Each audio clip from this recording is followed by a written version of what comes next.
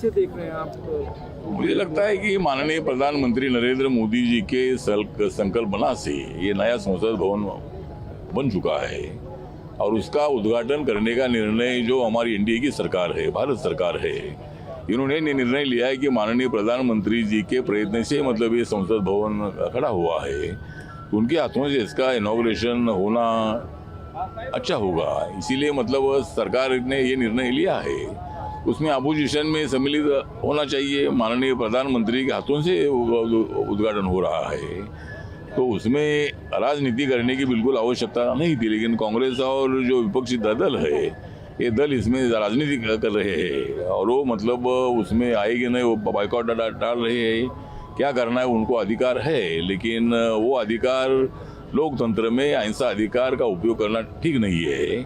तो मुझे लगता है कि विरोधी दल के इस निर्णय का हम विरोध करते हैं और माननीय नरेंद्र मोदी जी के हाथों से उद्घाटन होना ये बहुत आवश्यक था और इसीलिए सरकार ने उनके हाथों से उद्घाटन रखा है। सबसे बड़ा तर्क जो ये दे रहे हैं कि एक महिला राष्ट्रपति जो कि ट्राइबल कम्युनिटी से आती है, उनका अपमान है, राष्ट्रपति के हाथों ये होना चाहिए था, लेकिन प्रधानमंत्री खुद कर रहे हैं। नहीं, मुझे लगता है कि ट्राइबल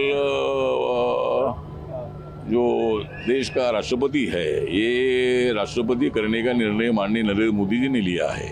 पूरे ट्राइबल का जो मतलब गौरव है, ये गौरव महामहिम द्रौपदी मुर्मू जी के राष्ट्रपति पद पर नियुक्त करने के बाद हुआ है, तो उनका अपमान करने का विषय नहीं है। विपक्षी दलों को मतलब कोई राजनीति करनी थी और नरेंद्र मोदी जी का विरोध कर रहे इसलिए कर रहे हैं कि भाई नरेंद्र मोदी जी ने सभी विपक्षी दलों को खत्म कर दिया है और वो कितने भी एक साथ आएंगे तो 2024 में नरेंद्र मोदी जी प्रधानमंत्री बनेगी, एनडीए की सरकार आएगी जरूर।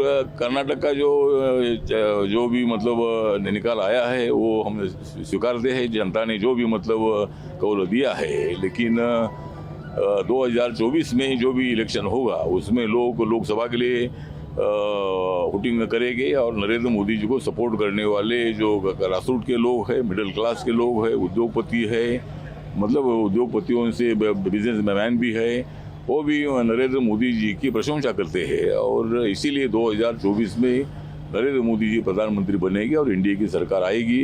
विपक्षी दलों ने कितनी भी कोशिश करने दो, लेकिन हम भी चुप नहीं बैठे, हमारा काम चालू है और हम 350 से ज़्यादा सीट हम जीतेंगे। आपको लगता है किसी भी तरह ये अपमान है राष्ट्रपति का? मुझे लगता है कि राष्ट्रपति जी का अपमान का विषय नहीं है, मतलब किसके हाथों से क्या करना है, उद्घाटन करना है, ये तय करने का अधिकार सरकार का होता है।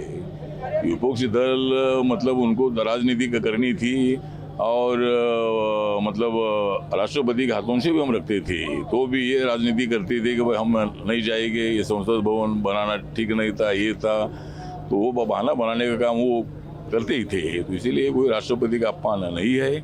हम तो ट्राइबल का मतलब गौरव करते हैं, माननीय महामहिम द्रौपदी मुर्मू जी का आदर करते हैं और ये राष्ट्रपति का बिल्कुल अपमान नहीं है। सर, एक आखिरी सवाल है, आप महाराष्ट्र के बड़े नेता हैं, महाराष्ट्र में काफ़ी राजनीतिक सरगर्मी है। अरविंद केजरीवाल हो गए दिल्ली के मुख्यमंत्री, पंजाब के मुख्यमंत्री हैं, वो आज पवार साहब से मिले, कल उद्धव ठाकरे से मिले। कैसे देख रहे हैं आप इन मीटिंग्स को? सपोर्ट इकट्ठा कर रहे हैं ऑर्डिनेंस के खिलाफ? मुझे लगता है कि ये कितने भी इकट्ठा होने दो, लेकिन हर एक की पार्टी अपने अपने राज्य में है, उसका कोई हमारे वोटों पर कोई इफेक्ट होगा नहीं।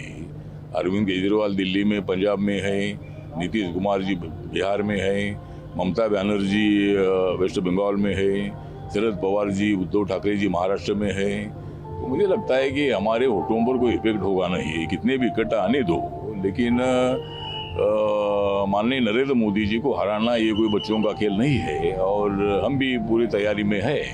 जरूर कर्नाटक का रिजल्ट की बात अलग है, लेकिन वहाँ 5 साल के बाद वहाँ मतलब लोग दूसरी सरकार लाने की कोशिश करते हैं। अभी 5 राज्यों के चुनाव आ रहे हैं, उसमें मतलब राजस्थान भी है और मध्य प्रदेश है, छत्तीसगढ़ है, तेलंगाना है, ऐसे 5 राज्यों के चुनाव आ रहे हैं, तो उसमें भी हमारी बिल्कुल तैयारी चल रही है। लेकिन 2024 में कोई किसको भी कितने मिलने दो, लेकिन 2024 में मोदी जी को हराना ये बिल्कुल संभव नहीं है।